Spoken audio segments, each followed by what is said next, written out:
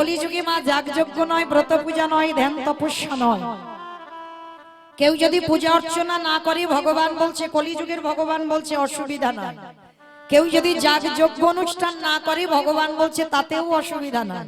কেউ যদি বার ব্রত না করে ভগবান বলছে তাও অসুবিধা নাই। কিন্তু কলির মানুষের একটাই পথ আশ্রয় করতে হবে, সেটা কি? হরির নাম হরির নাম হরির নামৈব কেবল কেবল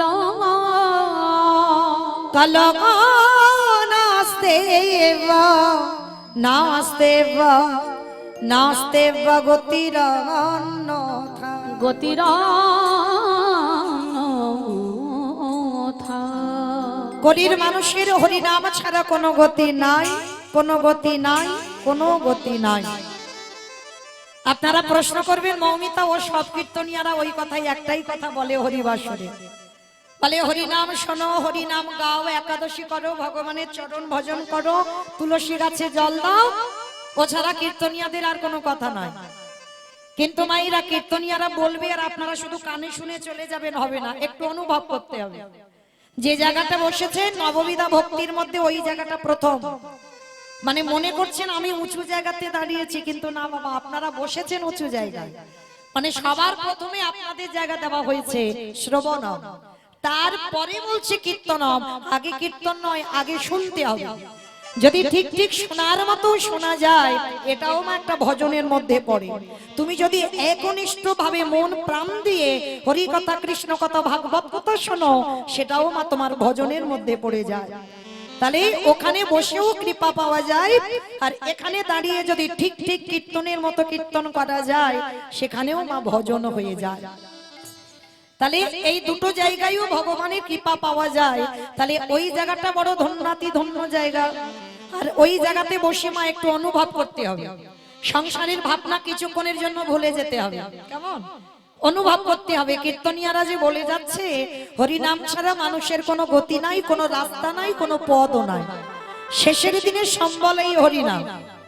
যদি বলেন মা এগুলো আমাদের মানানো কথা না, একটু বাস্তবে বাবা মিলিয়ে দেখেন, পেয়ে যাবেন আপনারা। হরিনাম যদি তোমার শেষের দিনে সম্বল না হবে, যত বড় ধনী হোক না কেন, যত টাকা থাকুক না কেন, যত অর্থ থাকুক না কেন, কেউ যদি সারা জীবন দিল্লি বম্বে কাটায়, তবু মনে রেখো শেষের দিনে এরা তোমার কেউ আপন নয়, কেউ তোমার নয় বাবা। সব দুদিনের জন্য আসা। যেমন এই যে আমি 3টে ঘন্টা বা 4টে ঘন্টা এই জায়গাতে দাঁড়াবো, আবার আমাকে নেমে যেতে হবে, আবার পরবর্তী দল আসবে। তাহলে আমি যদি থাকবো মনে করি সারা রাত কি থাকতে পারবো? পারবো না। আমার সময় তো নির্ধারণ করা আছে, আমাকে নেমে যেতেই হবে। ঠিক তদ্রূপ সংসারটা হচ্ছে সবাইর একটা অভিনয়ের মঞ্চ। এই জড় জগতে একটা বাবা মা হতে হয়, ভাই বোন আত্মীয় পরিজন হতে হয়, তাই হয়েছে। কিন্তু প্রত্যেকের আসল পিতা হলো বিশ্বের স্রষ্টা মালিক ভগবান। ও ছাড়া তোমার আপন কেউ নয়, সব দুদিনের জন্য, ও সব চলে যাবে, কেউ থাকবে না তোমার। তাহলে কিসের এত মায়া, কিসের এত আমার আমার করা? তাহলে যত আমার আমার করি না কেন, ছেলে আমার, মেয়ে আমার, জায়গায় আমার, জমি আমার, বৈভব আমার, বন্ধু আমার, কিন্তু মনে রেখো ভাই কেউ কারুর নয়। যত আমারে আমারে করো না কেন, বাঁশি যদি বেজে যায় পড়ে থাকবে সরকারি খামার। এসেছো একা, তুমি যাবে একা, সাথে যাবে বাবা তোমার কর্মফল। কর্ম ছাড়া তোমার সাথে আর কিচ্ছু যাবে না। মানে কোন কর্ম যাবে? তুমি কতদিন মহৎ কাজে যুক্ত আছো, কতদিন হরিবাসরে বসেছো, কতদিন সাধু সঙ্গ করেছো, কতদিন যাবত একাদশীর ব্রত করছো, কতদিন তুমি গৌর গোবিন্দ চরণ নিয়ে পড়ে আছো। এই ভালো ভালো সৎ কর্ম যতদিন করবে, ওই সৎ কর্মগুলো তোমার সাথে যাবে। তবে মা আমি মৌমিতা আর একটা গ্যারান্টি দিতে পারি, আর একজন তোমার সাথে যাবে। কে জানো? জানি না আপনাদের এই এলাকায় নিয়ম আছে কিনা, তবে আমার ডায়মন্ড হারবার এলাকায় নিয়ম আছে। মানুষ মরে গেলে সাথে কিছু দাও বা না দাও, ও দুটো জিনিস ভাড়া করতেই তোমায় হবে। একটা হলো খোল আর একটা হলো করতাল। আর পিছনে বাজবে বলো হরি হরি বল, বলো হরি হরি বল। কি মাইরা আপনাদের এই কুলাড়িতে বাজে তো? বাজে? বাহ। তাহলে যাই হোক, তাহলে আমার এলাকায়ও বাজে, আপনাদের এলাকায় বাজে। তাহলে বাবা এই জায়গাটা একটু বাস্তবের সঙ্গে মিলিয়ে দেখেন।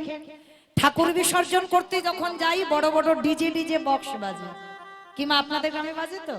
বাহ, এমন বাজনা বাজবে বাবা যেন হার্ট ব্লক হয়ে যাচ্ছে।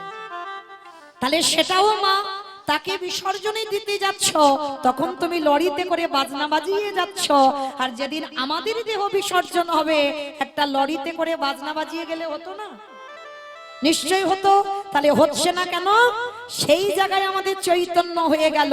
এখানে বক্স বাজালে হবে না, শেষের দিনে ওই খোলার করতালটা নিয়ে শেষের দিনে তোমায় যেতে হবে। আবার মহাজনেরা বলছেন, কুড়ি ফুলে গোবিন্দ সেবা হবে না। কি মাইরা গাছে থেকে কুড়ি ফুল তুলে এনে গোবিন্দ চরণে দাও, আর যদিও বা কেউ দাও তো সে ফুল তোমার গোবিন্দ গ্রহণ করবে না। কুড়ি ফুলে গোবিন্দ সেবা হয় বটে মা, কিন্তু ঠিক ঠিক তৃপ্তি পাওয়া যায় না। দেহতত্ত্বের দিকে দেখেন, কুড়ি ফুল মানে আমাদের বাল্যকাল। ছোট ছোট বাচ্চারা দেখবেন মা কীর্তন আসরে বসে, ঠিক কথা, কিন্তু বুঝতে কি কিছু পারে? কীর্তনিয়া হরিবোল বলে, ওরাও হরিবোল বলে, শুনতে হয় শোনে, কিন্তু অত ভিতরে যায় না। তাহলে এ ফুলে ঠিক ঠিক গোবিন্দ সেবা হবে না।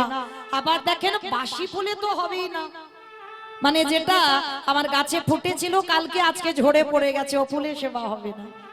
আর বাসি ফুলটা কি গো, দন্ত পড়ে যাবে, চুল পেকে যাবে, চামড়া আলগা হয়ে যাবে, এ ফুলে আমার গোবিন্দ সেবা হবে না। কেন হবে না? স্নান করে ঠাকুর ঘরে গিয়ে তুমি আন্নে করতে বসবে বা ভালো লাগবে না, শরীর চলবে না। হরিবল বলতে যাবে, হরিবল হবে না, হবিবল হয়ে যাবে। ওই ঝরা ফুলেও গোবিন্দ সেবা হবে না।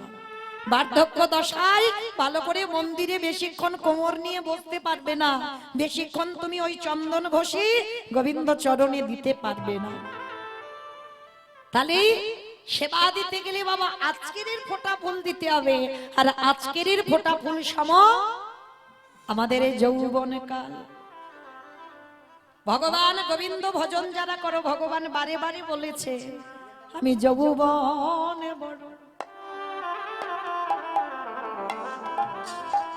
বড় ভালোবাসি। বলে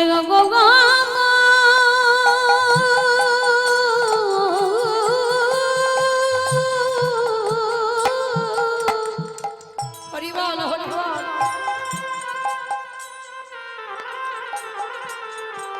বলে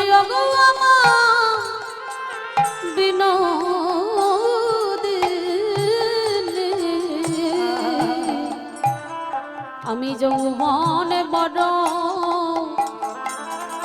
বড় ভালোবাসি। আমার প্রাণ গোবিন্দ রাধারানীকে কথাটা বললো, রাধে আমি যৌবন বড় ভালোবাসি। আর যার জন্য বাবা যেদিন আমার গোবিন্দ মথুরায় চলে গেল বৃন্দাবন থেকে, 100 বছর রাধারানী যেদিন কেঁদেছিল, সেদিন আমার রাধারানী কেঁদে কেঁদে বলেছিল, সজনী রে, আমার গোবিন্দ যে ব্রজধাম ছেড়ে মথুরায় চলে গেল, যেদিন আমার বধূ এই ব্রজে ফিরবে, সেই দিন এসে যদি দেখে আমার দেহে আর যৌবন নাই। আমাইরা যৌবন মানে কোনটাকে বোঝাতে চাইল গো? যৌবন মানে যেদিনে তোমার 10টা ইন্দ্রিয় দিয়ে গোবিন্দ সেবা দিতে পারবে, তুমি দাঁড়াতে পারবে, তুমি দুটো হাত দিয়ে গোবিন্দ সেবার কাজ করতে পারবে, যেদিন তুমি কানে শুনতে পাবে, চোখে দেখতে পাবে, যেদিন এই বদনে কৃষ্ণ নাম ভালো করে বলতে পারবে, এই সময়টাকে বলা হলো যৌবন কাল। তোমার গোবিন্দ বলেছিল, রাধে আমি যৌবন বড় ভালোবাসি। আর সেবা যদি করতে হয় ভগবানকে, সেটা যেন যৌবন কালেই হয়।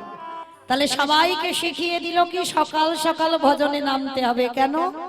কৃষ্ণ ভজিবারে তরে সংসারে আয়ন, মিছে মায়ায় আবদ্ধ হয়ে বিকশ হইল। কৃষ্ণ ভজন কৃষ্ণ সাধন আমাদের কারোর আর হলো না গো। ও মায়েরা, আমার ভগবানকে ভালোবাসতে গেলে অন্য কিছু দিতে লাগে না। এই যে দামি দামি ফলের ডালা, ফুলের ডালা, এই রজনীগন্ধার মালা, ওসব কিছু লাগে? লাগে না। শ্বেত পাথরের মন্দিরও লাগে না। তাহলে ভগবান ভক্তের কাছে কি চাই জানো? ও যে প্রেমের কাঙাল, ও যে ভালোবাসার কাঙাল। জগতে যদি একজন ভক্ত, ভগবান হেসে বলে তোরা সংসার করবি বলে গেলি, কিন্তু সবাই সংসারে রইলি, একজন ভক্ত সারের কিছু বুঝলি না, কিন্তু বড়াই করে বলে গেলি আমরা সংসার করছি। বলে না, তোমরা সং সেজেছো কিন্তু সারটা বোঝোনি। তাহলে সারটা কি? দেহটা দিতে হবে স্বামী সেবায়, দেহ দিতে হবে ছেলে পুলেদের কাছে, আর আমাদের মনটা রেখে দিতে হবে গোবিন্দের রাতুল চরণে। যেটা মীরাবাই করেছিল, দেহ দিল স্বামীর ঘরে, কিন্তু মনটা রেখে দিয়েছিল আমার গিরিধারীর রাতুল চরণে। মন যেন কোনোদিন ভিজে না যায় সংসারে, মনটা দিতে হবে আমার গোবিন্দ চরণে। আর গোবিন্দ চরণে মন রেখে দেহটা সংসারে দিয়ে যারা সংসারে জ্বালায় ডুবতে পেরেছে, অচিরে কৃষ্ণ তাদের প্রাপ্তি হবে। নিতাই গৌর হরি বল, হরি বল, হরি বল।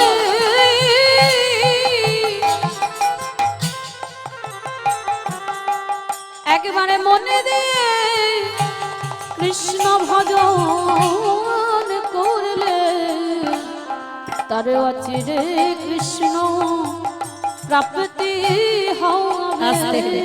তাহলে ভগবান বোঝাতে চাইলো আমার মন্দির লাগবে না, আমার ডালা লাগবে না, ফুলের মালা লাগবে না, কোনো গহনাও লাগবে না। তাহলে লাগবে কি? ওরে কলির জ্ঞানন্ধ যে সারা দিনের মধ্যে একটু আমার চরণে গিয়ে যদি একজন বলতে পারে কৃষ্ণ তোমার হলাম বলে, আমার বলতে যা কিছু আছে আমি তোমার চরণে সমর্পণ করে দিলাম। এই কথা বলে যদি একজন ভক্ত নয়ন জলে চরণ ভাসাতে পারে, আমার ভগবান কি করে জানো? পৃথিবীর যে প্রান্তে থাকুক না কেন, সেই ভক্তের ভিতরে বাহির বাহির আলো করে যে জলে কৃষ্ণ হরি বল, হরি বল।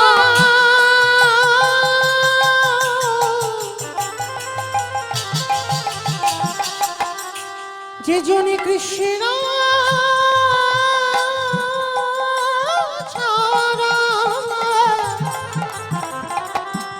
ছড়ায়নি যা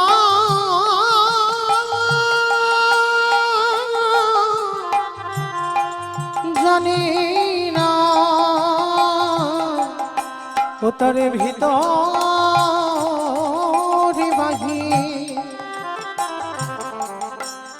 বাহিরিয়া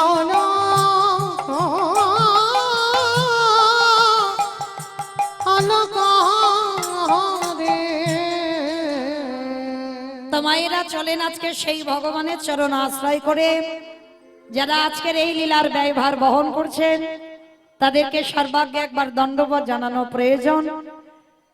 দাতা ঈশ্বর জীবন প্রামাণিক, প্রামাণিকের স্থিতির উদ্দেশ্যে এবং মাতা দীর্ঘায়ু কামনায় দুই কন্যা অনিতা প্রামাণিক ও শিপ্রা প্রামাণিক আপনাদের এখানেই বাড়ি, তিনি আজকের এই লীলার ব্যয়ভার বহন করছেন। কীর্তনের প্রারম্ভে আমি অধম কীর্তনিয়াম সর্বাগ্যে তাদের চরণে জানালাম কোটি কোটি দণ্ডবত প্রণাম। আর আমার রাধারানীর কাছে প্রার্থনা করব, এই লীলার ব্যয়ভার যে তারা বহন করেছেন অন্তিম সময় পর্যন্ত তাদের যেন এইভাবে গৌর গোবিন্দ চরণে মন মতে থাকে। নিতাই গৌর প্রেমানন্দে হরি বল, হরি বল। আরো একবার বলি, দাতা ঈশ্বর জীবন প্রামাণিকের স্মৃতির উদ্দেশ্যে এবং মাতার দীর্ঘায়ু কামনায় দুই কন্যা অনিতা প্রামাণিক ও শিপ্রা প্রামাণিক, তারা দুজন আজকে এই লীলার ব্যয়ভার বহন করছেন।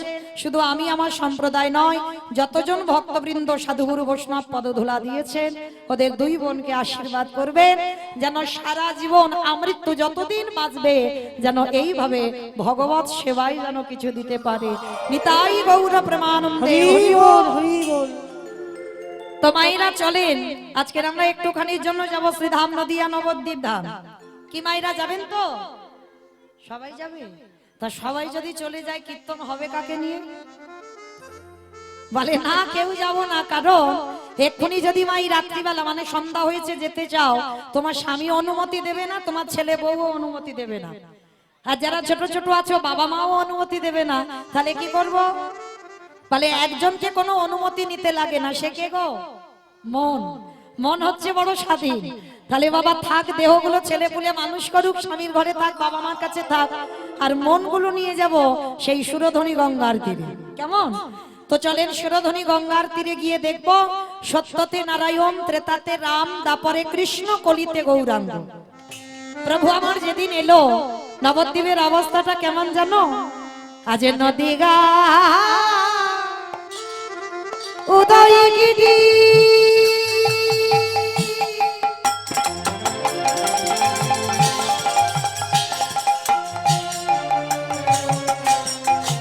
পূর্ণ চন্দ্র গৌর হরি, ওই নদী নাই উদয়গিরি। আস্তে আগে আমার মায়েদের সঙ্গে একটা কথাটা বলে নি, তারপরে কীর্তন হবে। কেমন? আচ্ছা মা, আমার চিনতে টিনতে অসুবিধা হচ্ছে না তো? আমি তো কীর্তনিয়া নই গো, দেখতে দেখতে অনেক বছর হয়ে গেল। তাহলে কীর্তনিয়া বলা ভুল। আপনাদের এই গ্রামে একজন যেন কাছে কাছের মানুষ, তাই তো মনে হয় তো? নাকি মুখের কথা বলছো? সত্যি ভাবো তো? বেশ, তাহলে চলো, আমি কীর্তনিয়া যখন নয়, সবাই যখন এক জায়গা হয়েছি, একসঙ্গে সন্ধ্যাবেলায় এই ভজনটা আমাদের একসঙ্গে হবে। কেমন? সেই সন্ধ্যাবেলা থাকলে মা, যারা সিরিয়াল দেখো তাদের বাদ দিলাম, কিন্তু যারা একটু ভজন সাধনে সন্ধ্যাবেলায় বসো, আজকের আমরা এই হরিবাসরে সবাই এক জায়গায় একটু ভজনে বসলাম, এটাও তো ভজনের মধ্যে পড়ে, তাই না? তো চলেন, এই ভগবানের নাম শুনতে শুনতে তিনটে বস্তু প্রয়োজন। কি মা, প্রতি বছর আসি আর রিহার্সাল গুলো দিয়ে যাই, মনে আছে তো? তিনটে কি কি বলো তো? কি কি? শঙ্করধ্বনি, উলুধ্বনি, আর যাদের যাদের হাতগুলো এসেছে, যাদের হাত আসেনি বলবো না, যাদের হাত আছে, সবার আছে তো? যাদের আছে কই একবার দেখাও। নিতাই গৌর প্রেমানন্দে হরি বল, হরি বল। বাহ, সবার হাত যখন আছে কই এবার একটু উলুধ্বনি দাও জোরে। আজ নদীগা উদয়গিরি আমার গোনাদি গুনা গুনা গুনা গোনারি,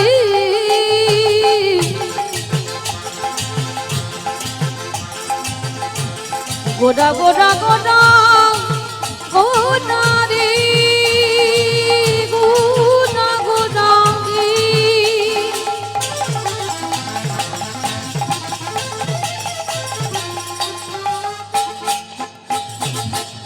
ওই নদীর চাঁদ গোনা আমার আমার টানে আজ নদিয়া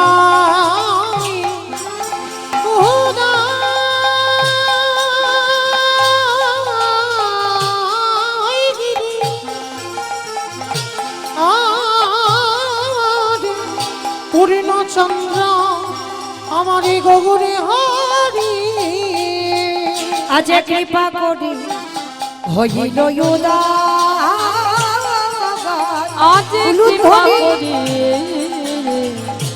হইল উদয়, আজ কৃপা করে হইল ওই না সোনার নদিয়ায় প্রভু উদয় হলো, সোনার নদী গৌরোদয় হলো, ওই না কলির জীবী উদ্ধারিত, ওই নদীতে উদয় হলো, কৃষ্ণ প্রেমে প্রচারিতে, আজ নদীতে উদয় হলো, মানব জনমে ধন্য করিতে, নদীতে উদয় হলো, ওই না মানব জনমে ধন্য করিতে, ওই না নদীতে উদয় হলো, মুখে হরি হরি হরি হরি রাধে নদিয়াতে উদয় হলো, নদিয়াতে উদয় হলো। কৃপা করে হইল উদয়।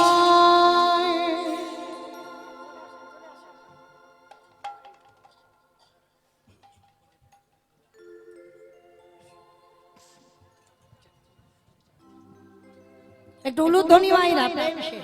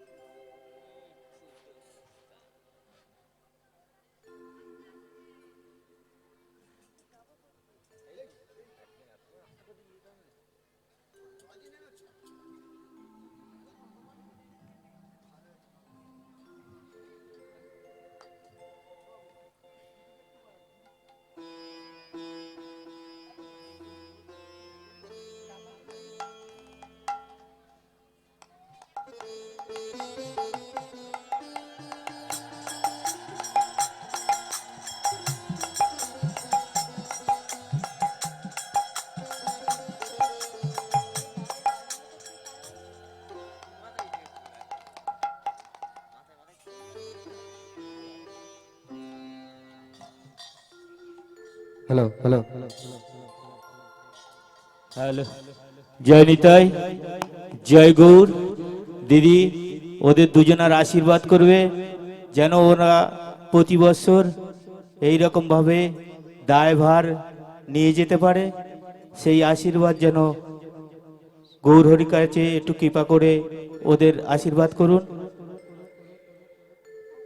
ওরা দুই বোন খুব কষ্ট করে সত্যিকারের আজকের এই তোমার দায়ভার করেছে। জয় রাধে। আজকের এরাই আমার এই লীলার দাতা। তো যাই হোক, আপনারা ওদের দুই বোনকে আশীর্বাদ করবেন যেন এইভাবে, রোজগার তো সবাই করে বাবা, যার আছে তারা দেয় না, যার কিছু থাকে না তারা দেবার জন্য কাঁদে। তো যাই হোক, ওদের দুই বোনকে আশীর্বাদ করবে, শুধু এই জন্মে নয়, প্রতি জন্মে জন্মে এইভাবে যেন ভগবত সেবায় কিছু দান করতে পারে। নিতাই গৌর প্রেমানন্দে। হরি বল হরি বল হরি বল। দিদি দাঁড়াবি ওখান থেকে উঠ।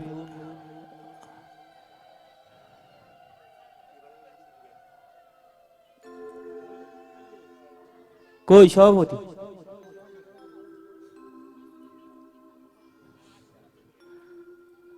দিদি ওই সম্মান ইয়েটা ওদের দুই বোনের হাতে তুলে দেবে। জয় রাধে। খুব ভালো আমার কমিটি দাদা ভাইরা করেছেন। যাই হোক, ওরা দুই বোন আজকের এই লীলার দাতা, তাই আজকের আমি কীর্তনিয়া মৌমিতা ঘোষ ওদের দুই বোনের হাতে আজকের এই সম্মান আমার এই কমিটি দাদা ভাইদের থেকে আমি নিয়ে ওদের হাতে তুলে দিচ্ছি। একটু উলুধ্বনি। কুড়ালি দিদি, কুড়ালি সার্বজনীন ভিক্ষার হরিবাসের কমিটির পক্ষ থেকে এই সম্মানটা তুলে দিচ্ছে আমাদের এই হরিবাসরের সভাপতি দিদির হাতে এই সম্মান জানিয়ে দিচ্ছে। একটু সবাই মিলে শঙ্করধ্বনি উলুধ্বনি দিয়ে নিতাই গৌর প্রেমানন্দে। হরি বল হরি বল হরি বল।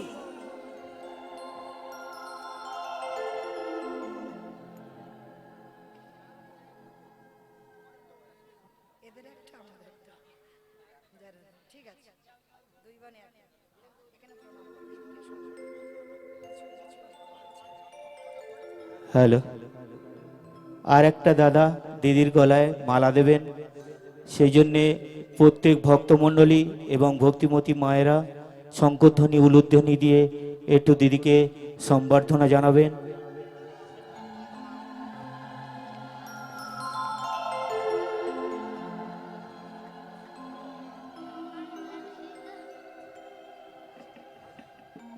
নিতাই গৌর কৃষ্ণ প্রেমানন্দে। হরি বল হরি বল হরি বল। জয় রাধে। তাহলে চলেন, আমাদের বরণের আসর সমাপ্ত হলো। চলুন আজকের আমরা সেই নবদ্বীপের মাটিতে গিয়ে আজকের কলিকালীর ভগবান আমার চৈতন্য মহাপ্রভু, আমাইরা আর কথা নয়, এবার একটু আমি কথা বলবো, আপনারা একটু শুনবেন কেমন? এবার আমাকে একটু বলতে সুযোগ দাও, কারণ সেই 1 বছর পরে দেখা কত গল্প জমে আছে, তাই না? সেই 1 বছর আগে গল্প করে গেলাম, আবার 1 বছর পর, তাহলে কত হৃদয়ে জমানো আছে, তাই তো? তো চলো আজকের আমরা সবাই নবদ্বীপের মাটিতে সেই ব্রজেন্দ্র নন্দন কৃষ্ণ কলিতে হলো গৌরাঙ্গ, আর আমার কলিযুগের নিমাই নবদ্বীপের ছোট বড় জাত বিচার করছে না বাবা, যাকে দেখতে পাচ্ছে তার হাত ধরে বলছে তোরা একবার কৃষ্ণ বল, যাকে দেখতে পাচ্ছে তার দুটো চরণ জড়িয়ে ধরে বলছে তোরা একবার কৃষ্ণ বল। মানে বিচার করছে না কে ছোট, কে হিন্দু, কে মুসলমান, কোনো বিচার করছে না। এমনকি মুসলমানকেও কোল দিচ্ছে, মুসলমানকেও প্রেম দিচ্ছে। যাই হোক, এখানে এসেও মা একটা জিনিস দেখলাম, তো ছেলেটার নামটা ঠিক মনে নেই, তো সে যদি থাকে এখানে শুনতে পাবে। মানে সকাল থেকে আমার নামটা সে জপমালার মতো জপেই যাচ্ছে, মুসলমানেরই ছেলে। তো আজকের আমি যে বাড়িতে আছি বারে বারে গিয়ে দেখা করলো, তো আবার মুসলমান হয়ে আবার ধুতি পাঞ্জাবি কিনেছে বাবা, আমাদের হিন্দুদের হরিনামে যোগ দেবে। মানে ঘটনাটা শুনে মনে হলো সেই যে কাজী সাহেবের কথা। কাজী সাহেব ঠিক এরকমই করেছিল মা। প্রথমে তো হিন্দুদের হরিনাম ভালোবাসতো না, পছন্দ করতো না, কিন্তু তারপরে যখন আমার ভগবান ওই দেহটা মানুষ আর মুখটা পশু, মানে নৃসিংহ রূপ ধারণ করে যখন রাতের অন্ধকারে কাজীর ওই গলার উপরে চড়ে বসেছে, চড়ে বসে বলল, আরে অপদার্থ, তোর এত বড় স্পর্ধা, তুই কিনা হিন্দুদের হরিনাম ভঙ্গ করিস, আজকে থেকে তোর আমি বলে গেলাম 1 মাসের মধ্যে তোর প্রাণটা নিতে আসবো। তো কাজী মুসলমান ভয় পেয়ে গেল, সকাল হতে না হতে একেবারে নিমাইয়ের চরণে গিয়ে আছাড় খেয়ে পড়ল। আর সেদিন থেকে বাবা যেখানে ওই কাজী, যেখানে আমার নিমাই হরিনাম করে, সুরধনী গঙ্গার তীরে সকালবেলা নগর ভ্রমণে বার হয়, কাজী পিছন থেকে গিয়ে ওই হিন্দুদের হরিনামে যোগ দেয়। হিন্দুরা যেমন ধুতি পাঞ্জাবি পরে, কাজী একজন মুসলমান হয়েও সেও ধুতি পাঞ্জাবি পরে সেও হিন্দুদের হরিনামে যোগ দিয়ে দিল। আজকে সেই কাজী যখন হিন্দুদের হরিনামে যোগ দিল, তার মুসলমান সমাজ ক্ষেপে উঠেছিল, বলেছিল, কাজী তুমি আমাদের ঘরের মানুষ হয়ে আর তুমি কিনা ওই হিন্দুদের হরিনাম ভালোবাসো, তার জন্য তোমাকে এক ঘরে করে দেব, তার জন্য তোমার মৃত্যুর পর তোমাকে কেউ কবর দিতে যাব না। এত বড় কথা বললো মুসলমান সমাজ। তখন আমার ওই কাজী কেঁদেছিল নিমাইয়ের চরণ ধরে। নিমাই তো ভগবান জানতো না, তবু নিমাই বলেছিল, শোনো কাজী, যে আমারে চাই তারে আমি চাই, আর যে আমারে না চাই তারে আমি না চাই। এ পৃথিবীতে আমার জন্য কেউ যদি এতটুকু ভাবনা ভাবে, আমি তার জন্য বিশাল কিছু করতে রাজি। তোমার প্রয়োজন নেই কোনো বিধর্মী মুসলমানের, আমি আছি তো তোমার পিছনে। তোমার মৃত্যুর পর তোমার দেহটা কবর আমি দিতে নিয়ে যাব। হয়েছিল বাবা তাই। মায়াপুরে ঢুকতে আগে স্টপেজ পড়ে না বামন পুকুর, ওই বামন পুকুরে দেখবেন একেবারে রাস্তার পাশে, দূরে কোথাও যেতে হবে না, কাজীর সমাধি দিয়েছে একেবারে রাস্তার পাশে বামন পুকুরে। কাজীর মৃত্যুর সময় কেউ একটু জল পর্যন্ত দিতে এলো না, এত পিপাসায় কষ্ট পাচ্ছে। কারণ বাবা মৃত্যু যন্ত্রণা তো সবাইকে পেতে হবে, হবে না? কিন্তু শুধু এই যন্ত্রণাটা পাইনি নামাচার্য হরিদাস। হরিদাস ঠাকুর ব্রাহ্মণের ঘরে জন্ম নিল, লালন পালন হলো মুসলমানের ঘরে। ওই হরিদাস ঠাকুর, আপনারা যারা জগন্নাথ ধামে যাবেন, পুরী ধামে দেখেছেন যেখানে হরিদাস ঠাকুর ভজন করতো, জায়গাটা কোন জায়গা জানো না? জানবে কি করে বাবা? সপ্ত সমুদ্রে পাল্টি খেতে যাব, ওখানে 3-4 দিন কাটাবো, 4টে দিন থাকা হয়তো 4 দিন কিন্তু সমুদ্রে ঢেউ খাবো।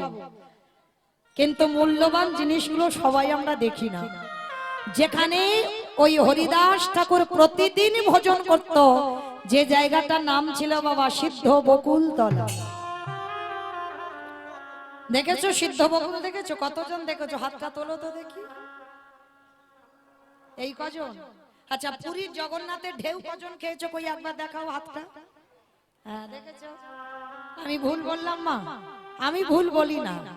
তাহলে এই সমুদ্রের ঢেউয়ের কথা বললে বাবা সবাই হাত তুলে বসে থাকবে, কিন্তু যদি বলি হরিদাস ঠাকুর যেখানে ভজন করত ওই সিদ্ধ বকুল, ওই সিদ্ধ বকুল তলায় যেতে হয়। কেন জানো? এই যে মানুষদের পদধূলা ওখানে পড়ে আছে, ওই মাটিটা বড় ধন্যাতি ধন্য। দেখবেন বাবা বকুল গাছটার দিকে তাকিয়ে, বকুল গাছের গোড়াতে কিছু নেই, তবু কিন্তু গাছটা বেঁচে আছে। দেখবেন আবার নতুন ডালপালা শাখা পোশাকা হচ্ছে, মানে এর দ্বারা প্রমাণ হয় আজও কিন্তু ভগবান বর্তমান, আজও ভগবান রয়েছে। যদি না রইতো বাবা, যে গাছ পোকা লেগে যায়, ভিতরে ফাঁপা হয়ে যায়, কিছু থাকে না, সে গাছ কি বেঁচে থাকে? সে গাছ আবার নতুন করে ডালপালা তৈরি হয়? হয় না। কিন্তু সিদ্ধ বকুলে গিয়ে দেখবেন অবাক হয়ে যাবে, কারণ ওই জায়গায় ওই গাছটার তো একটা মাহাত্ম্য আছে গো। যারা যাবেন ওই গাছটাকে একবার অন্তত পরশ করবেন। যারা বোকা তারা মানত করে, মানত করতে আমি বলছি না, কারণ মানত করব কেন? তোমার মনের কথা কি ভগবান জানে না? তোমার আবার মুখ ফুটে বলতে হবে? মানত করতে লাগবে না, কিন্তু গাছটাকে একবার পরশ করবে। কেন? পরশমণির পরশে যেমন লোহা সোনা হয়, তেমন আমার ভগবান যে গাছটাকে পরশ করে রেখেছে, ওই গাছটার জন্ম কি করে হয়েছে জানো? একটু শুনে রাখো। ওই সিদ্ধ বকুল তলার পাশেই আছে বাবা রাধাকান্ত মঠ। এই রাধাকান্ত মঠ বললে অনেকে চিনবে না, অনেকে একটাই নাম জানে, যেটা হচ্ছে গম্ভীরা। গম্ভীরা বললে চিনবে, কিন্তু রাধাকান্ত মঠ বললে চিনবে না। তো এই গম্ভীরায় মহাপ্রভু বসে বসে ভজন করত ৩.৫ জন ভক্তকে নিয়ে। স্বরূপ দামোদর রাই, রামানন্দ, শিখি মাইতি, আর শিখি মাইতির একটা বোন ছিল যার নাম মাধবী দাসী। আপনারা প্রশ্ন করবেন, মৌমিতা, নারী সন্ন্যাসী ব্যক্তিদের সামনে নারী কি করে যায়? নারী বদন তো দর্শন নিষিদ্ধ, তাহলে শিখি মাইতির বোন মাধবী দাসীর কথা উঠলো কেন? এই মাধবী দাসী বাবা কোনোদিন মহাপ্রভুর কাছে যায়নি। এই মাধবী দাসীর বয়স ছিল তখন ৬০ বছরের বৃদ্ধা, ৬০ বছর বয়স। তো ওই যে স্বরূপ দামোদর রাই, রামানন্দ আর শিখি মাইতিকে নিয়ে ভজন করত গম্ভীরা, আর অনতি দূরে নারী প্রবেশ নিষিদ্ধ। মনে রেখো মা, আস্তে আস্তে আস্তে আমার একটু সামনের দিকে এসে বসো, এদিকে অনেক জায়গায় চৈত, তাহলে এক জায়গা গুলি করছো কেন? হরি বল, গন্ডগোল করো না। তো এই যে বাবা নারী জাতিদের সব জায়গায় বাধা, সব জায়গায় বাবা তাদের বাধা থাকে। তো ওই মাধবী দাসী অনতি দূর থেকে আড়াল থেকে মহাপ্রভুকে দর্শন করত, আর সদাই এই মাধবী দাসীর নয়নে জলে বুক ভেসে যেত। গৌরহরি, নারী কুলে জন্ম দিয়েছ, তোমার কাছে যাবার কোনো অধিকার আমার নেই, কারণ তুমি সন্ন্যাসী ব্যক্তি, আর সন্ন্যাসী মানুষের সামনে আমি কেমন করে যেতে পারি? তাই দূরে দাঁড়িয়ে দাঁড়িয়ে কাঁদত। ভগবান বলছে যে আমার জন্য এত পাগল। তা ওই ৩ জন ভক্তের মধ্যে শিখি মাইতির বোন মাধবী দাসী, নারী মানে অর্ধেক, ওই জন্য ৩.৫ জন ভক্তকে নিয়ে লীলা রস আস্বাদন করত। মহাপ্রভুর কাছে যেত না তো কি হয়েছে? এই মাধবী দাসী ভগবানের কৃপাতে সবটাই শুনতে পেত। তা এই হরিদাস যখন নাম করতো জানো মা, শুনে নাও ভজন কাকে বলে। আপনারা আমরা তো চোখে করে কি করে ভালো টালো খাওয়া যায় সেই ভাবনা, সে জপের মালাতে আজকে নাম জপ হোক চাই আর না হোক চাই, কিন্তু খেতে হবে। কিন্তু এই যে নামাচার্য হরিদাস, এই ভক্তের মতো কেউ নাম জপ করতে পারেনি। কেন জানো?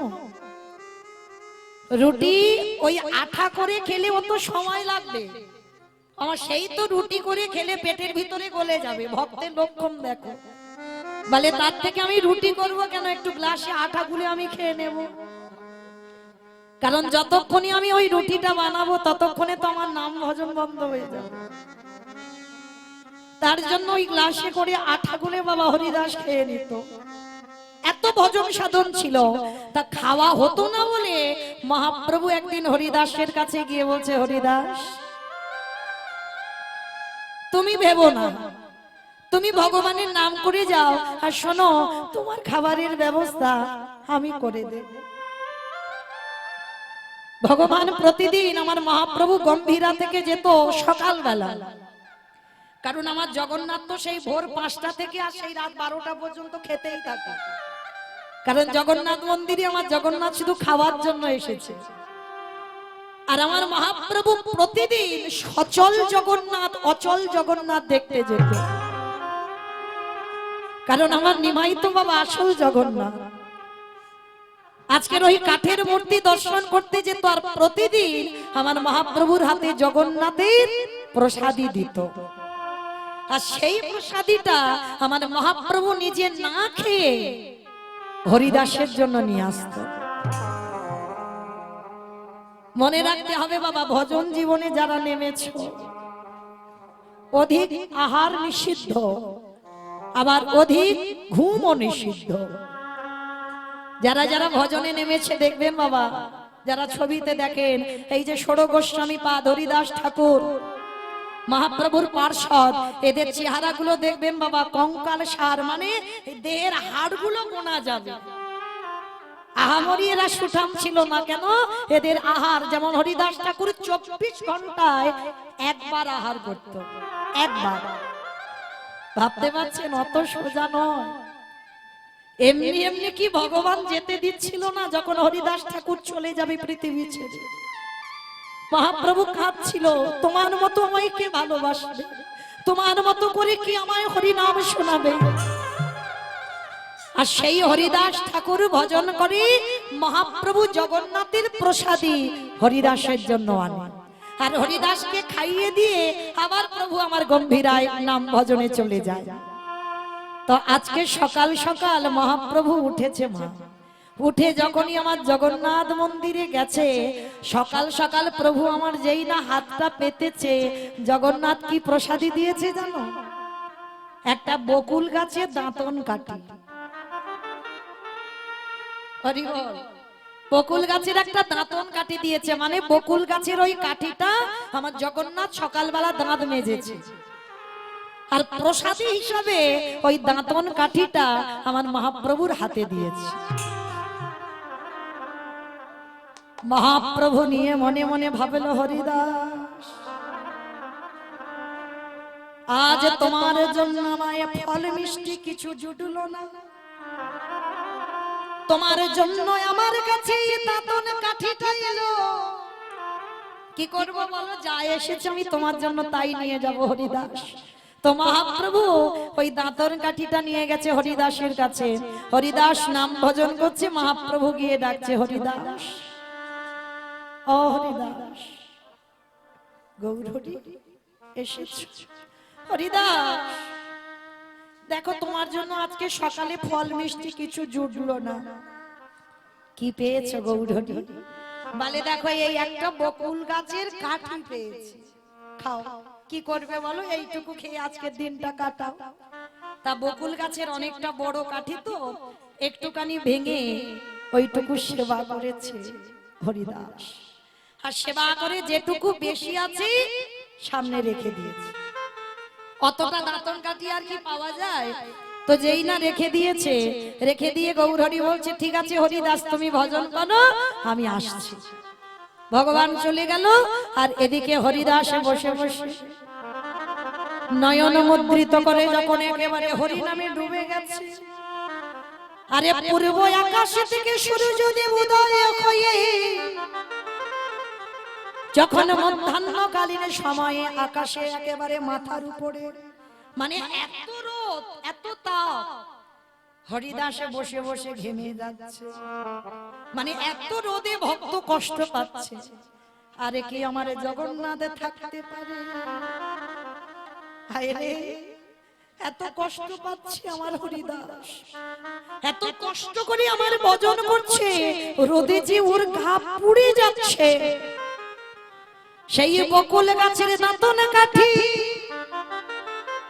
ওই যে সামনে রেখে দিল হরিদাস, আর ওই দাঁতন কাঠি থেকে হঠাৎ হরিদাসকে ছায়া দেওয়ার জন্য একটা বকুল গাছের জন্ম হয়ে গেল। নিতাই হরি বল হরি বল। এখন চারা গাছ তো দিনে দিনে বড় হয়, আর ওই দাঁতন কাঠিটা যেই রেখেছে মাটিতে, হঠাৎ করে হরিদাসকে ছায়া দেওয়ার জন্য হঠাৎই একেবারে বাবা বকুল গাছ হয়ে গেছে। চারিদিকে ডালপালা যেই না আচ্ছাদন করিয়াছে, আর হরিদাসের কোনো কষ্ট হয় না। হরিদাসে বসে বসে কাঁদে আর নাম ভজন করে হে দয়াময়। মহাপ্রভু যেই না দেখা করতে এসেছে সন্ধ্যেবেলায়, এসে দেখে না সেই সকালে বসেছে, এখনো বন্ধ হয়নি। হরিদাস জানে না তার কে ছায়া করে আছে, সে তো হরিনামে ডুবে গেছে। আর যেই না বাবা মহাপ্রভু এসে হরিদাসকে ডাকছে, হরিদাস কে? প্রভু এসে কি এত বড় গাছ কি করে হলো, কখন হলো? গৌরহরি বুঝতে পেরেছে, জগন্নাথ আমি বুঝতে পেরেছি, আমার ভক্তির বড় কষ্ট হচ্ছে, আমার ভক্তের শরীরে জ্বালা দিচ্ছে, তাই তো তুমি থাকতে পারলে না, তাই তো তুমি ওই দাঁতন কাঠি থেকে তুমি বকুল গাছে জন্ম দিয়ে দিলে। হরিদাসকে বলল, হরিদাস তুমি বড় ভাগ্যবান, তোমার জন্য আমার জগন্নাথ কাঠের ত্যাগ করে আজ তোমার ভজন দর্শন করে এই বকুল গাছের ডালপালা দিয়ে তোমায় আচ্ছাদন করে দিল। ও হরিদাস, যতদিন এই পৃথিবী থাকবে এই জগতে ভক্তকে জানাবার জন্য, এই ভক্তকে দেখাবার জন্য, ভগবান কত দয়াময়, ভগবান কত ভক্তরে ভালোবাসে, তার জন্য এই বকুল গাছটা অমর হয়ে থাকবে। নিতাই গৌর হরি বল হরি বল। কি গো মায়েরা, তাহলে আমাদের মনে হয় না ওই বকুল গাছটাকে একবার পরশ করে আসি। আজ সেই হরিদাস ঠাকুরের যখন দেহ সম্বরণ হবে, মানে চলে যাবে পৃথিবী ছেড়ে, গৌর হরির চরণ ধরে বলল, দয়াময় তুমি আমায় আশীর্বাদ করো, আমি যেন তিনটে যন্ত্রণা না পাই। প্রত্যেকটা মানুষ যে তিনটে যন্ত্রণা পায় মা, প্রথমে যন্ত্রণা আসবে বুকে, তারপরে যন্ত্রণা আসবে চোখে, তারপরে যন্ত্রণা আসবে মুখে। দেখবেন মা, মিলিয়ে নেবেন, আমি বলে যাচ্ছি বলে নয়, কোন মানুষ যদি সুস্থ ভাবে মরে, দেখবেন মানে বয়স হয়েছে অসুস্থ হয়ে মারা যাচ্ছে, অনেক বয়স হয়েছে, তার পাশে বসে থাকবেন, বুঝতে পেরে যাবেন মৃত্যু যন্ত্রণা কাকে বলে। দেখবে যে ব্যক্তি মারা যাচ্ছে মা, মরে যাচ্ছে, তবু বারবার বলছে আমার বড় ছেলেটাকে একটু ডেকে দেবে, বারবার বলবে আমার ছোট মেয়েটাকে ডেকে দেবে, আমার নাতিটাকে একটু এনে দেবে আমার কাছে, সে চলে যাচ্ছে তবু তাদেরকে ডাকছে। ভগবান বলে, হায় রে, এখনো ওদের মায়া ত্যাগ করতে পারলি না, এখনো ওদের মায়ায় ডুবে আছিস। ওই মায়া মোহতে ডুবে থাকলে কৃষ্ণ চরণ পাওয়া যায় না।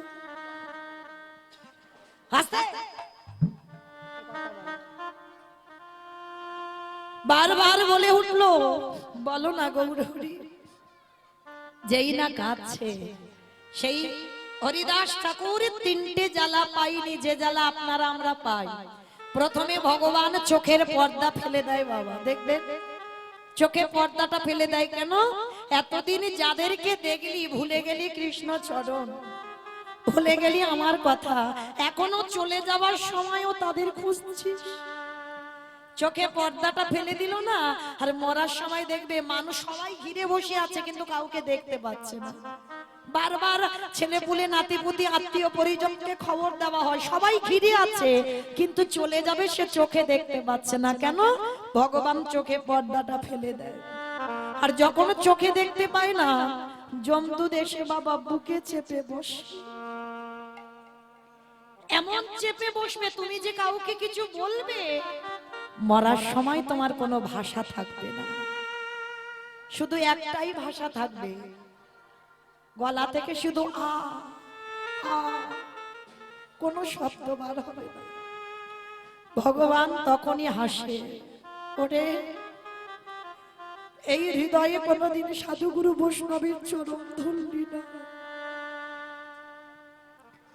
ওই হৃদয়ে কোনোদিন ভক্ত আলিঙ্গন করলি না, তাহলে হৃদয়ে তো কষ্ট পেতেই হবে। আর যে মুখে কৃষ্ণ ভজবি বলে এলি, ভজলি না, সারাদিন কুখাদ্য খেয়ে গেলি আর কুভাষা বলে গেলি।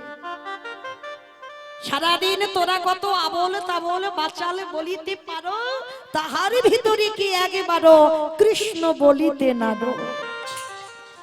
তাহলে প্রথমে চোখ কেড়ে নিলাম, তারপরে হৃদয়ে যন্ত্রণা দিলাম, তারপরে তোর বদনে ভাষা কেড়ে নিলাম। হরিদাস ঠাকুর শুধু একজনই ভক্ত বলেছিল, হেদায় আমার, আমি ওই তিনটে জ্বালা পেতে চাই না। তা মহাপ্রভু বলেছিল, হরিদাস তাহলে তুমি কি করবে? হেদায় আমার, নয়নে হেরিব তোমারে ওচাদ বয়ান। বয়ান মানে ভগবানের বদন। হৃদয়ে ধরিব তোমারে অনাচার, আরে বদনে বলবো তোমার এই মধুর মধুর হরি নাম সংকীর্ত। হৃদয় অবগেহি কৃপা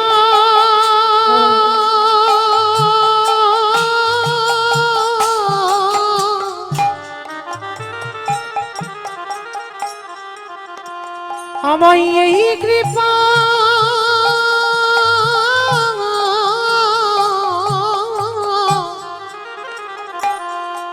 কৃপা কর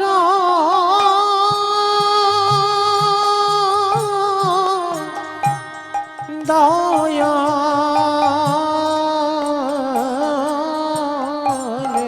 আমি বদনে ভরে যেন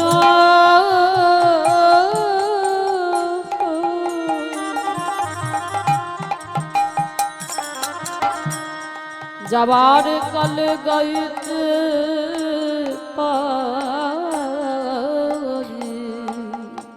মহাপ্রভু বললেন, ওগো হরিদা, ওগো হরিদা,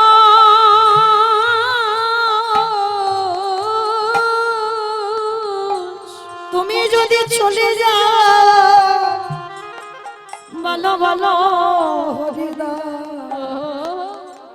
কে জানে হরি নাম শোনা, হরি নাম শুনতে বড় নিতাই গৌর হরি বল হরি বল হরি বল। আ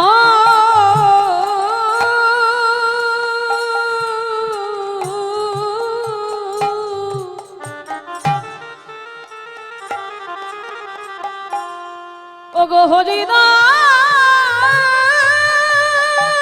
নিতাই গৌর প্রেমানন্দে হরি বল হরি বল হরি বল।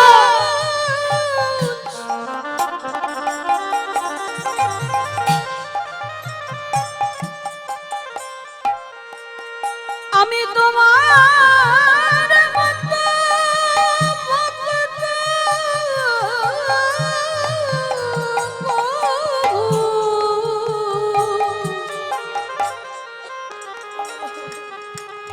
কভু হারাতে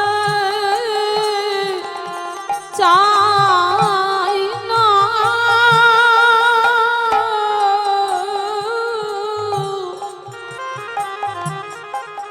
তোমার মতো প্রেমে দিয়ে পেতে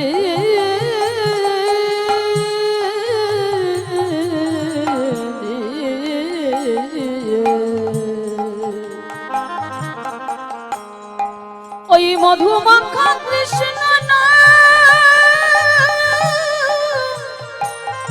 বলো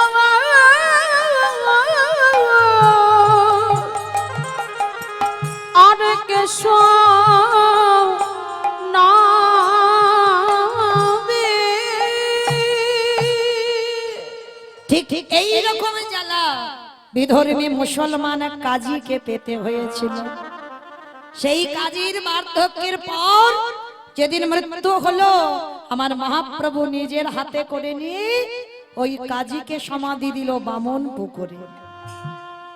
আর একটা কাজীর আক্ষেপ ছিল, প্রভু আমি মরে গেলে, আমি তো হিন্দুদের হরিনাম শুনতে ভালোবাসি, তা আমি মরে গেলে আমার কবরের উপরে কেউ ফুল দেবে না। প্রভু তাহলে আমি কি কোনোদিন আমার কবরে একটাও ফুল পাবো না? ভগবান বলে দরকার নেই, তোমার মুসলমান ভাইরা হয়তো তোমার সেই মৃত্যুর দিনে একটু ফুল দেবে, তারপর তোমার ধারের কাছে যাবে না, কিন্তু আমি এমন একটা কায়দা করে রাখবো না, প্রতিদিন মনে হবে কেউ যেন তোমার কবরটাকে সাজিয়ে দিয়েছে। ভগবান নিজের হাতে একটা চাপা ফুলের গাছ ওই কাজীর কবরের উপরে পুঁতে দিল। আজও মা সে গাছটা জীবিত। যারা যাবেন দেখে আসবেন, কাজীর সমাধির উপরে সেই চাপা ফুলের গাছটা থেকে এত এত চাপা ফুল পড়ে, মনে হবে বাবা যেন কাজীর কবরটাকে কেউ সাজিয়ে দিয়েছে। এই কথাটা বলার মানে একটা, ওই যে একটা ছোট ছেলে বসে আছে, মুসলমানের ছেলে, খুব ভালোবাসে, মানে সারাদিন আমার নামটা আজকে জপ করতেই আছে। তাই আমি ভগবানের কাছে প্রার্থনা করি, হয়তো কোনো কুকর্মে মুসলমান কুলে গেল, আমার রাধারানী যেন ওকে কৃপা করে ওকে রাতুল চরণে আশ্রয় দেয়। নিতাই গৌর প্রেমান হরি হরি। মুসলমান হলেও কৃপা হয় গো। বৃন্দাবনের মাটিতে গোলাপ খান বলে একটা ভক্ত ছিল, মুসলমান, সারেঙ্গা বাজাতো। হ্যাঁ, রাধারানী তার মেয়েটার নাম রেখেছিল রাধা। মুসলমান হিন্দুদের হরিনামে গিয়ে ওই সারেঙ্গা বাজাতো, আর সেই সারেঙ্গা বাজিয়ে একটা মেয়ে ছিল, মেয়েটার নাম রেখেছিল রাধা। তো যাই হোক মা, এ বলতে বলতে আর পুরাবে না। যাই হোক, আবার কোনোদিন দেখা হলে এসব দিকে যাব। এই যে বসে আছে এখন বলবো না, বলবো পরে। তো যাই হোক, তো মাহিরা চলো আজকে সেই যে নবদ্বীপের মাটিতে আমার নিমাই জাত বিচার করলো না, ভেদাভেদ করলো না, সবাইকে প্রেম দিল, সবাইকে কোল দিল।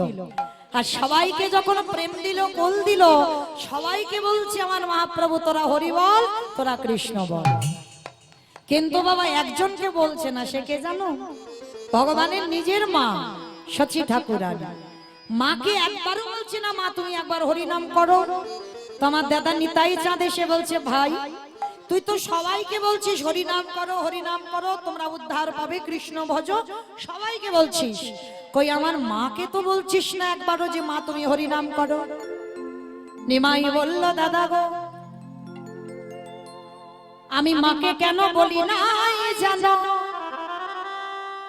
আমার মা যে বড় মহা অপরাধী। ও মা, মা মহা অপরাধ করে ফেলেছে। বলে হ্যাঁ, জগতে সবাই পাপ করে আর আমার মা সচিমা করেছে মহা অপরাধ, মহা পাপী। ভাই সাধারণ কারুর মা নয়, তোর মা, আর তোর মা হয়ে তুই বলছিস মহা পাপ করেছে। কি পাপ করেছে রে? বলে দেখো দাদা, আমার মা তো আমার কাছে পাপ করেনি। শোনো, আজকে তোমাকে একটা কথা বলে যাই দাদা, কেউ যদি আমার কাছে অন্যায় করে আমি ক্ষমা করে দিই। মনে রেখো মা, কান খুলে শুনে নাও, ভগবানের কাছে কেউ যদি অন্যায় করে ভগবান বলছে আমি ক্ষমা করে দিই। পৃথিবীতে যত যত ভক্ত আছে সবার কাছে অন্যায় করো, আমি ক্ষমা করে দেব, কিন্তু এক জায়গায় যদি কোনো ভক্ত অন্যায় করে সে পাপীকে আমি জীবনে ক্ষমা করি না। সেটা কি? বৈষ্ণবী দাঁড়িয়ে যদি ক্ষুদ্র অপরাধ, ক্ষুদ্র অপরাধ মহা মহা ভজনেতে পড়ে যায়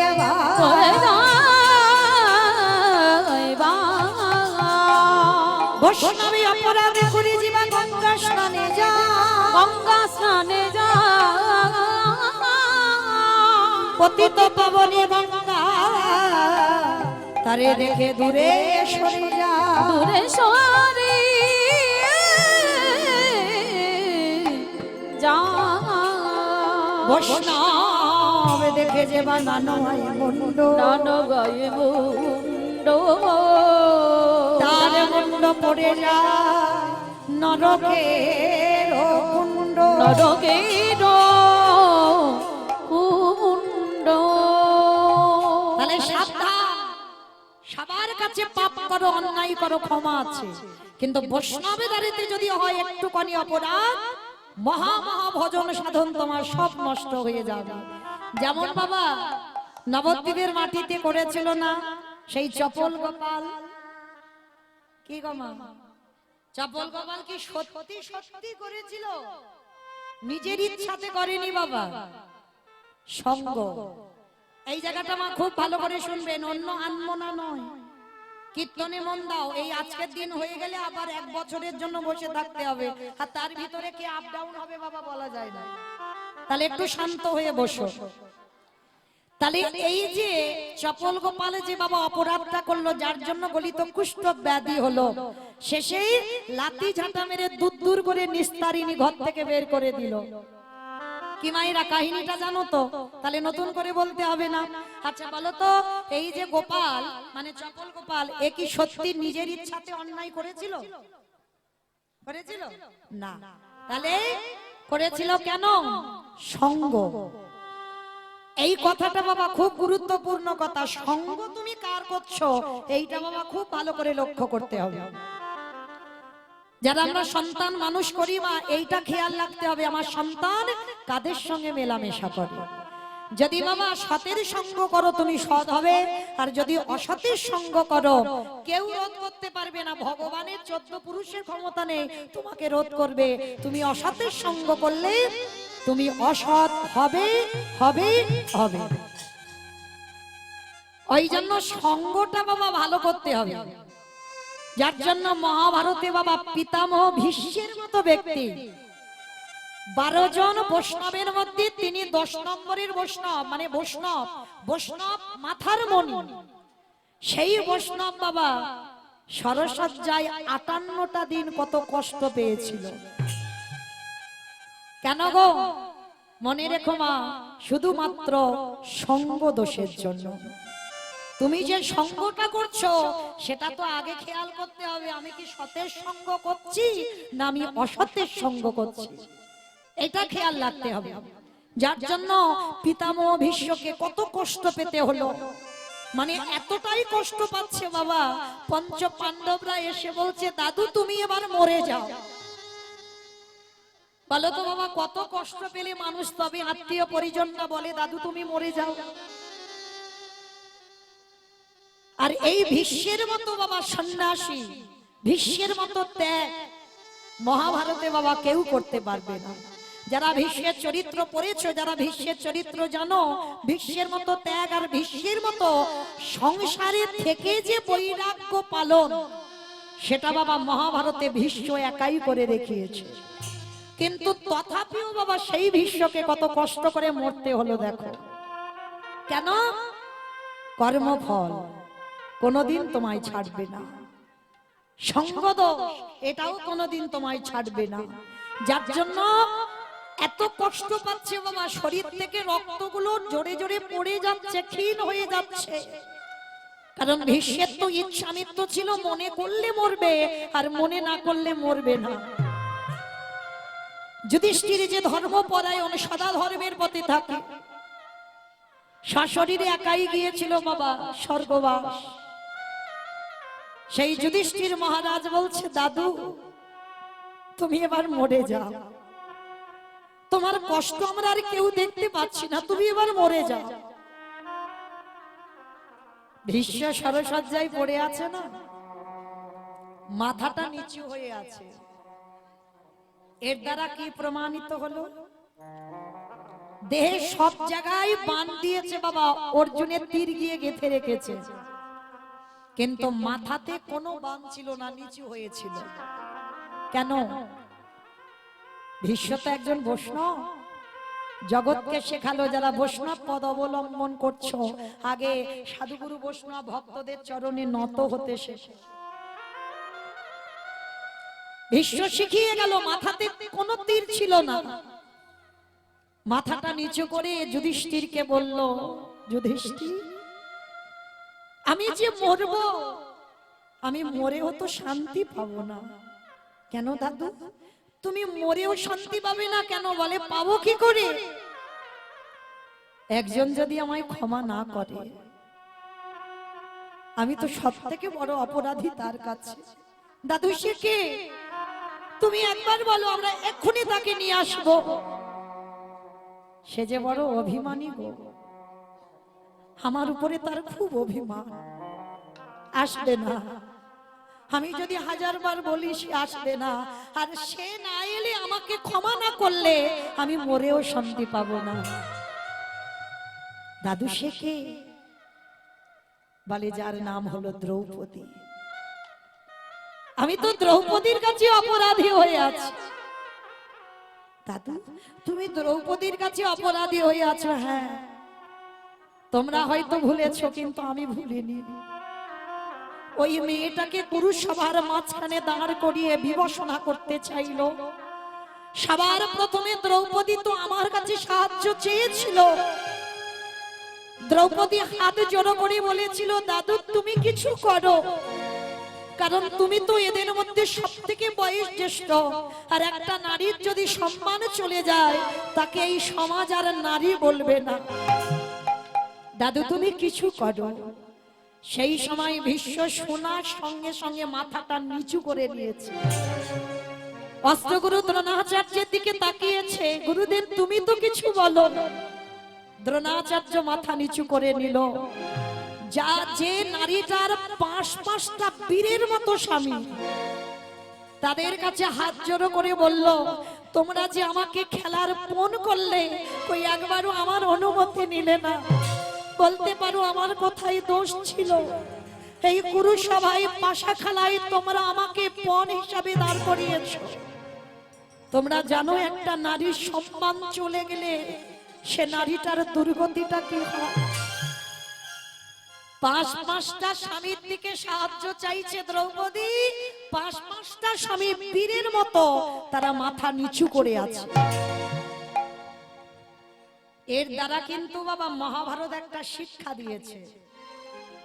মনে রেখো মা, জীবনে যত ঘোর বিপদ আসুক না কেন, আত্মীয় পরিজন গ্রাম প্রতিবেশীরা কেউ তোমার সাহায্য করবে না। সবার কাছে তুমি হাসির পাত্র হবে। তোমার কষ্টের কথা যখন জানাবে সবাই হাসবে। তোমার অভাবের কথা যখন জানাবে সবাই সমাজে হাসবে। কিন্তু যার কাছে জানানোর প্রয়োজন, তার কাছে যদি একবার জানাতে পারো, তোমার প্রথমবারেই কাজ হয়ে যাবে। দ্রৌপদীর কি বক্ষের কাপড় ধরতে পারত দুঃশাসন? যদি প্রথমবারে দ্রৌপদী তার সখা কৃষ্ণকে স্মরণ করত? করেনি বাবা। এখানে তো দ্রৌপদী সব থেকে বড় ভুল। প্রথমে তার বীরেদের স্বামীর কাছে সাহায্য চাইল, অস্ত্রগুরু দ্রোণাচার্যের কাছে সাহায্য চাইল, পিতামহ ভীষ্ম বেশ জ্যেষ্ঠ যে সংসার প্রতিপালন করেছিল তার কাছে সাহায্য চাইল। কিন্তু কেউই যখন কিছু করতে পারল না, তখন তো দিশেহারা হয়ে গেল দ্রৌপদী। কুরু সবার মাঝখানে কেঁদে উঠল, তার মানে আমি তোমাদের কাছে কিছু নয়, আমি একটা নারী হয়ে সাহায্য চাইছি, তোমরা আমাকে দেখছো, কিছু করতে পারছো না। আর 100টা ভাই হেসে যাচ্ছে। ভগবান দাঁড়িয়ে দাঁড়িয়ে কাঁদছে, সখী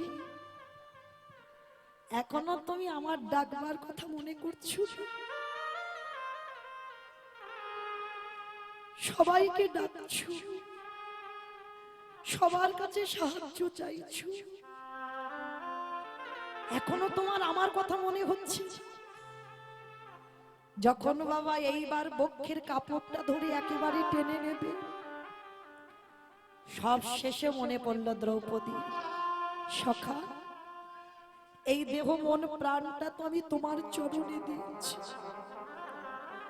আমি অজনী সম্ভব, আমার যোগ্য অগ্নি থেকে আমার জন্ম, সাধারণ মানুষের মতো আমার জন্ম নয়। আর যেদিন থেকে জন্ম হয়েছে আমার দেহ মন প্রাণটা সব তোমাকে দিয়ে দিয়েছি। তাহলে এ দেহ যদি তোমার হয়, একটা নারীর সম্মান চলে যাবে মানে ওটা তোমারও সম্মান চলে যাবে। দেখি তুমি কি করতে পারো।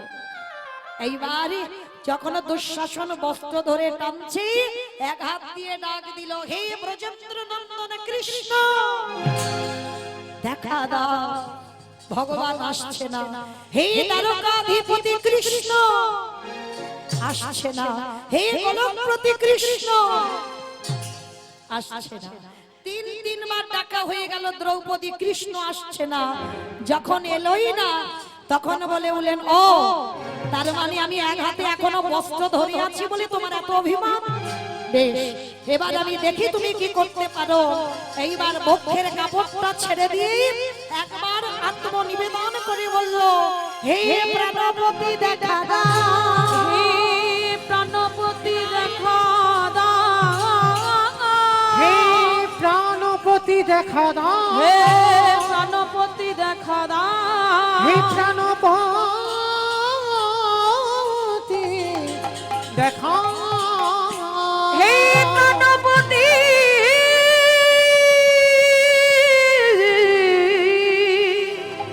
দেখা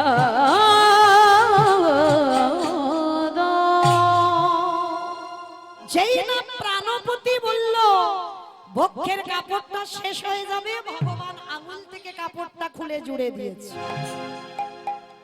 যত টানছে দুঃশাসন ক্লান্ত হয়ে যাচ্ছে। দুঃশাসনের একজন ভাই বলে উঠলেন, দাদা ছেড়ে দে, ওকে যে সাহায্য করার মালিক এসে গেছে, পারবি না। হাজার তুই বস্ত্র ধরে খুললে ও তুই পারবি না বস্ত্র খুলে নিতে। যখন বস্ত্র জগিয়ে দিল না, দ্রৌপদী তাকিয়ে দেখছে কৃষ্ণের আঙুল থেকে বস্ত্রটা খুলছে। ও তো দিয়ে রেখেছে গো। কি গো, ওই যে বললাম প্রথমে, এতটুকু যদি কেউ ভাবে ভগবানের জন্য বিশাল কিছু করতে রাজি। সেই বাবা, সেই শিশুপাল যেদিন বধ হয়েছিল জানো তো, শিশুপাল জন্মাবার পরে বাবা 4টে হাত হয়েছিল, 4টে হাত। আর বলো তো, কোন মার গর্ভে যদি কোনো ছেলে জন্ম নিয়ে 4টে হাত হয়, কি মনে করবে? নারায়ণ এসেছে 4 হাতে। তা যেই না মার আনন্দ, কিন্তু বাবা পুষ্টি বিচার করে গণনা হলো, এ ছেলের 4টে হাত থাকবে না, 2টো হাত খসে পড়বে। কিন্তু যার কোলে উঠলে খসে পড়বে, তার হাতেই শিশুপাল বধ হবে। মা জেনে গেছে মৃত্যু কার হাতে হবে। এইবার শিশুপালকে কোলে করে নিয়ে মা কি করেছে, মা যাকে দেখতে পায় প্রজা মানে দাঁড়ি যারা যারা আছে, যত লোক, সবার কোলে শিশুপালকে দিচ্ছে। সবাই কোলে নিচ্ছে, মা কারোর কোলে উঠে হাত খসে যাচ্ছে না।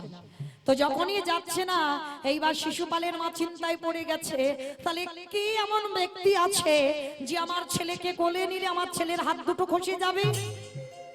হঠাৎ বাবা দেখতে এসেছে কৃষ্ণ বলরাম, সম্পর্কে পিসি হয়। কৃষ্ণ বলরাম এসেছে, পিসিমা, ও পিসিমা, শুনলাম আমাদের নাকি ছোট্ট ভাই হয়েছে, দাও না আমি একটু কোলে নেব।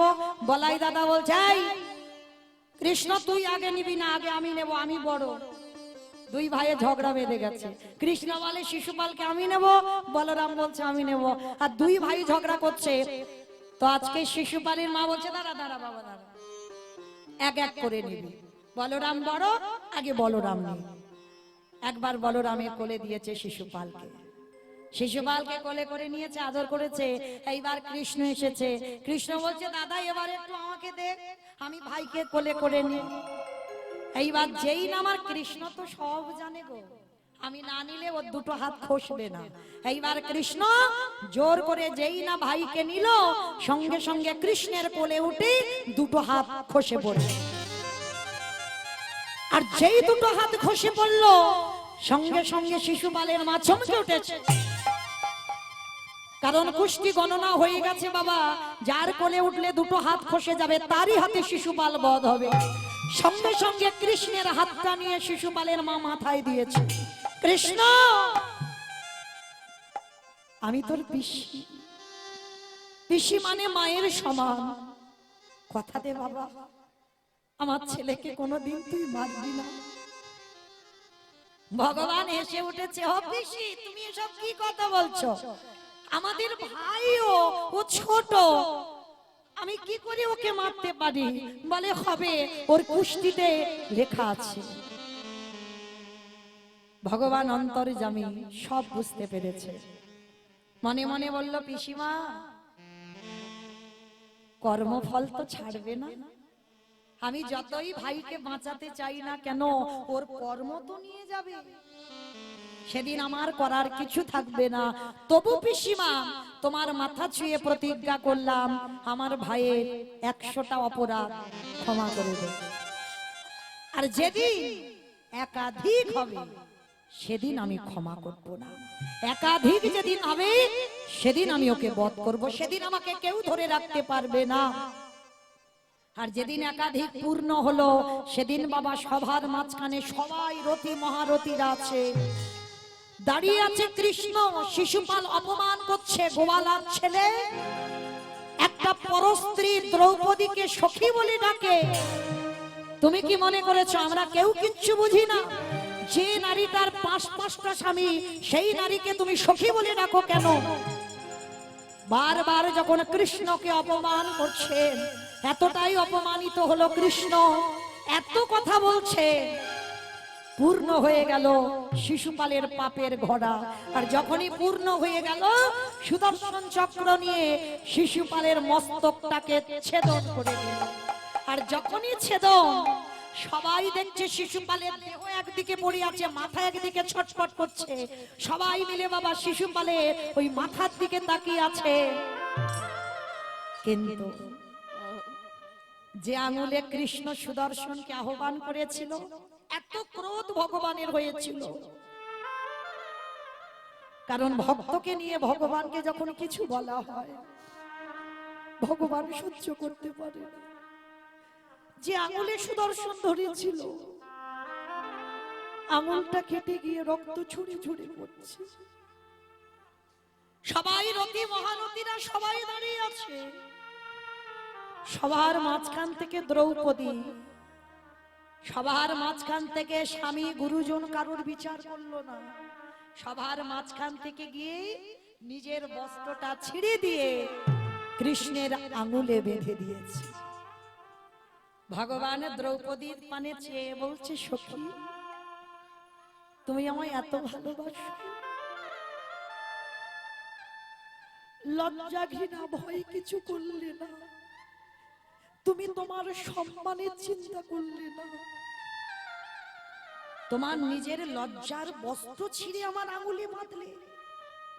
সখী যদি কোনোদিন তোমার আমার কাছে বস্ত্রের প্রয়োজন হয়, একবার তুমি শুধু আমায় দেখো। সেদিন আমি পৃথিবীর যেখানে থাকি না কেন, আমি সঙ্গে সঙ্গে তোমার কাছে গিয়ে তোমার বস্ত্র ফেরত দেব।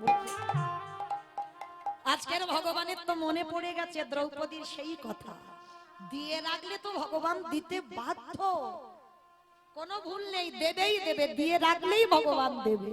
এইবার যেই না বস্ত্রটা জুড়ে দিল, এইবার দ্রৌপদী বলছে, কৃষ্ণ আমি তো 3-3বার ডাকলাম, তুমি এত দেরি করলে কেন আসতে?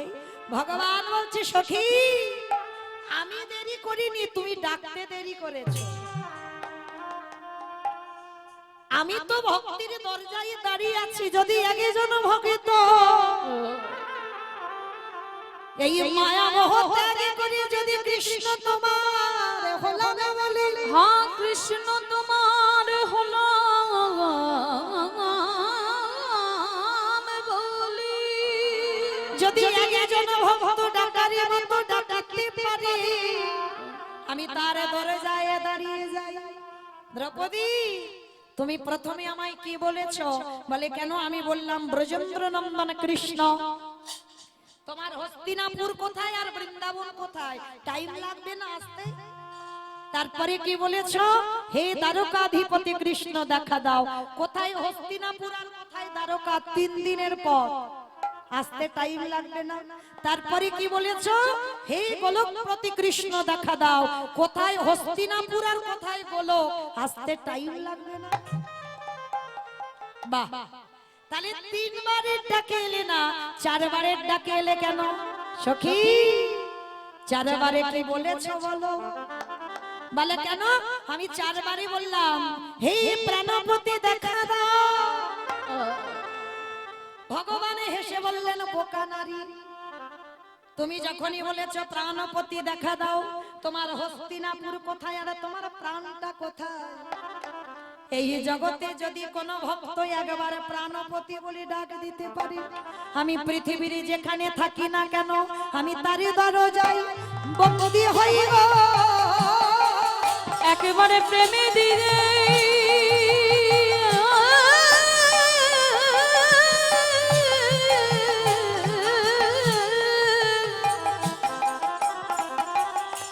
এমন ভাবে ডাকলে পরে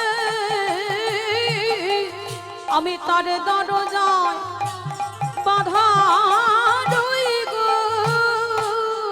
আস্তে তাহলে যেই না বাবা এই দ্রৌপদী ডাক দিয়েছে, ভগবান সে কৃপা করলো। আজকে সেই দ্রৌপদীর কাছে ভীষ্ম অপরাধ করে রেখেছিল, সরসজ্জায় কষ্ট পাচ্ছে। অর্জুন ছুটে গেল, দ্রৌপদী তুমি একবার দাদুকে ক্ষমা করে দাও, তুমি না ক্ষমা করলে দাদু মরে শান্তি পাবে না। দ্রৌপদী ছুটে গেল, আর ছুটে গিয়ে দাদুর ঘরে যখন দাঁড়িয়েছে, দাদু একটা কথা বলবো, সেদিন আমি যখন সাহায্য চেয়েছিলাম তুমি কিছু করনি কেন দাদু? বলে করিনি কেন জানিস মা? তার একটাই কারণ, আমি অসতের সঙ্গ করেছিলাম। ওই দুর্যোধনের সঙ্গ করিতে করিতে, ওই দুর্যোধনের বাড়ি পাপের অন্ন খেতে খেতে আমার দেহের সর্বরক্তটা পাপী হয়ে গেল। আর অসতের সঙ্গ করতে করতেই আমার মুখ থেকে সৎ কথা আর বার হলো না, আমি অসৎ হয়ে গেলাম। এই জন্য দাদু তুমি বলতে পারোনি। তাহলে সেদিন যখন বলতে পারলে না, আজকের বলছো কি করে? বলে দ্রৌপদী ওই বানের আগার দিকে তাকিয়ে দেখো, আমার শরীরে সব রক্ত বেরিয়ে গেছে, আর যতটুকু রক্ত আছে এইটুকু আমার সতের রক্ত। আর এই সতের রক্ত আছে বলে আমার মুখ থেকে সৎ কথাগুলো বার হচ্ছে। এবার দ্রৌপদী বলছে, দাদু আমি ক্ষমা করে দিলাম, তুমি এবার মরে যাও। বলে না, মরবো কি করে? যারে আসিবারে কথা ছিল সে তো এখনো আমার সরসজ্জার পাশে দাঁড়ালো না। আবার কে? বিশ্বের স্রষ্টা মালিক ভগবান। ভগবান দরজার বাইরে দাঁড়িয়েছে, ভীষ্ম আমি কথা দিয়েছিলাম তোমার মৃত্যুর সময় আমি তোমার কাছে দাঁড়াবো, ঠিক আছে? তাহলে মরার আগে তুমি একবার বলো তুমি আমার কোন রূপে দেখতে চাও? ভালো করে শুনবেন মা এই জায়গাটা। ভগবান নিজে গিয়ে ভীষ্মকে বলছে তুমি আমাকে কোন রূপে দেখতে চাও? আমি বৃন্দাবনের কৃষ্ণ হয়ে দেখাবো, না মথুরার কৃষ্ণ হয়ে দেখাবো, নাকি আমি দ্বারকার কৃষ্ণ হয়ে দেখাবো? বলো তুমি যে রূপ দেখতে চাইবে আমি মৃত্যুর সময় তোমার সামনে সেই রূপ নিয়ে দাঁড়াবো। ভীষ্ম নয়ন জলে কাঁদল, কৃষ্ণ দয়া গাওয়া, আমি বৃন্দাবনের কৃষ্ণ দেখতে চাই না, আমি মথুরার কৃষ্ণ দেখতে চাই না, আমি দ্বারকার কৃষ্ণ দেখতে চাই না। ওমা সব থেকে যদি ভক্ত চায় আমাকে দেখতে চাই, বেশিরভাগ ভক্ত বৃন্দাবনের কৃষ্ণ। আর এত সুন্দর আমার ভুবন ভোলানো রূপ, তুমি সেই রূপ দেখবে না? তাহলে বলো তুমি কি রূপ দেখবে? হে হে দয়াময়, যদি কৃপা করে তুমি আমার রূপে দেখাতে চাও, আমি দেখতে চাই এই কুরুক্ষেত্রের মাঠে অর্জুনের সামনে রথে যে সারথি হয়েছিলে, আমি ওই রূপে তোমায় দেখতে চাই। ভগবান হেসে উঠেছে, ভীষ্ম তুমি কুরুক্ষেত্রের কৃষ্ণ দেখবে কেন? বলে হে দয়াময়, প্রতিটা সময়ে দেখেছি ভক্ত ভগবানের চরণে বসে, কিন্তু কৃষ্ণ দয়াময়, ওগো কৃষ্ণ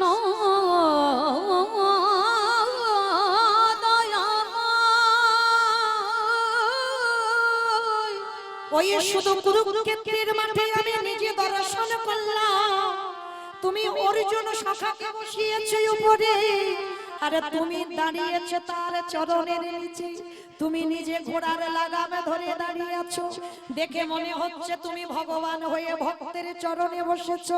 তাই আমি ওই রূপ বানা ভালোবাসি, আমি অন্য রূপ তো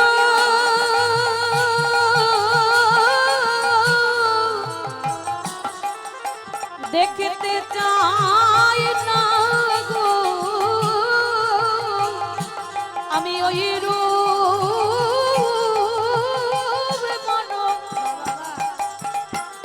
বড় ভালোবাসি।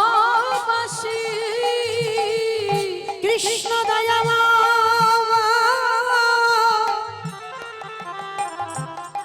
ওই অর্জুনের সারথি যখন তুমি হয়ে দাঁড়ালে, সেই দিন আমি দর্শন করে মনে মনে অনুভব করলাম তুমি মিথ্যাবাদী নও, তুমি জগৎকে যে বলে বেড়াও আমি ভক্ত বড় ভালোবাসি।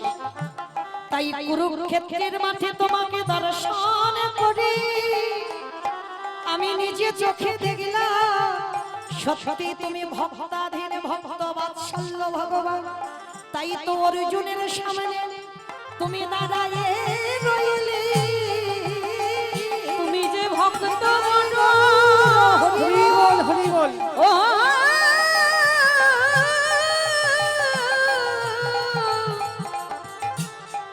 ভক্ত বড় ভালোবাসো, তাই তো অর্জুনের সামনে অমনি ভাবে দাঁড়ায় রইলে। আস্তে